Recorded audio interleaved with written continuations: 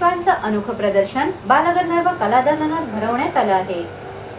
5 मे पर्यंत सकाळी 9 ते रात्री 8 वाजेपर्यंत सुरू असणाऱ्या या प्रदर्शनाचं वैशिष्ट्य म्हणजे ॲक्रेलिक कलरपासून 3D स्वरूपातही काही अप्रतिम चित्र या प्रदर्शनात पाहायला मिळतात। फुलं ही मनाला मोहून टाकणारी असतात, ती बघितली तरी मन प्रसन्न होतं। मात्र आता काही फुलांच्या जाती नष्ट झाल्या आहेत, मात्र त्यातील काही फुले या चित्रामधून दाखवून ते जिवंत ठेवण्याचा प्रयत्न केला असल्याचं प्रदर्शनात सहभागी झालेले चित्रकार आनंद शिंदे यांनी सांगितलं।